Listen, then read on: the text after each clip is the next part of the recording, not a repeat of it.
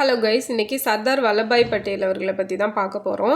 சர்தார் வல்லபாய் பட்டேல் அவர்கள் பார்த்தீங்க அப்படின்னா அக்டோபர் 31, 1875 குஜராத்தில் நாடியா அப்படிங்கிற ஒரு பிளேஸில் தான் பிறந்திருப்பாங்க. ஸோ இவரை பற்றி ஏன் இப்போ பார்க்குறோம் அப்படின்னா அக்டோபர் 31 வந்து நம்ம நேஷ்னல் யூனிட்டி டே அப்படின்னு சொல்லி செலிப்ரேட் பண்ணுறோம். அதாவது ஏக்தா ராஷ்ட்ரிய திவாஸ் அப்படிங்கிற பெயரில் செலிப்ரேட் பண்ணிகிட்டு இருக்கோம்.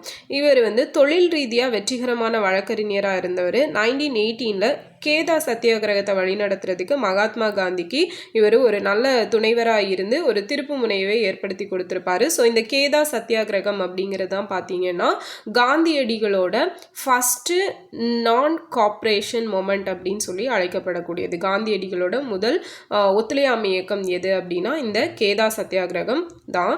அண்ட் இந்திய கொடியை ஏற்றுவதை தடை செய்யும் பிரிட்டிஷ் சட்டத்திற்கு எதிராக 1923 நாக்பூரில் சத்தியாகிரக இயக்கத்தை படேல் வழிநடத்தி இருப்பார். 1924 அகமதாபாத் நகராட்சி வாரியத்தோட தலைவராக தேர்ந்தெடுக்கப்பட்டிருப்பார்.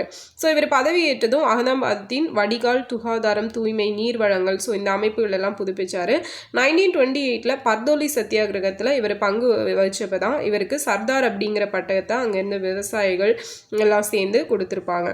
ஸோ சுதந்திரத்தின் போது இந்தியாவில் 17 பிரிட்டிஷ் இந்திய மாகாணங்கள் இருந்தன. மேலும் நாட்டின் புவியியல் பரப்பளவில் 2 பங்கை கொண்டிருந்த சுதேச அரசுகள் 560க்கும் அதிகமாக இருந்துச்சு. ஸோ இது எல்லாத்தையும் ஒருங்கிணைக்க யார் அதிகமான முயற்சி எடுத்தாங்க அப்படின்னா சர்தார் வல்லபாய் பட்டேல் தான். ஸோ அதனால இவரை வந்து இந்தியாவின் இரும்பு மனிதர், பிஸ்மார்க் ஆஃப் இந்தியா அப்படின்லாம் சொல்லுவாங்க. ஒற்றுமை. ஸோ அதனால தான் இவரோட பர்த்டேவை நம்ம இந்திய ஒற்றுமை தினம் அப்படின்னு சொல்லி செலிப்ரேட் பண்ணிகிட்ருக்கோம்.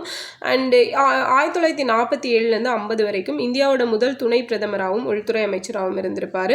ஸோ இவர் வந்து தகவல் மற்றும் ஒளிபரப்பு அமைச்சராகவும் பணியாற்றியிருக்காரு. அண்ட் உங்களுக்கான கொஸ்டின் பார்த்தீங்க அப்படின்னா சர்தார் வல்லபாய் பட்டேல் அவர்களோட சிலை வந்து எவ்வளோ ஃபீட்டு ஹைட்டு அண்ட் அது எந்த பிளேஸில் இருக்குது அப்படிங்கிறது அண்ட் எப்போ அந்த ஒற்றுமையின் சிலை அப்படிங்கிறது நிறுவப்பட்டுச்சு, எந்த வருஷம் அப்படிங்கிறதையும் மறக்காமல் கமெண்டில் சொல்லுங்கள். நெக்ஸ்ட் வீடியோவில் பார்க்கலாம். தேங்க்யூ.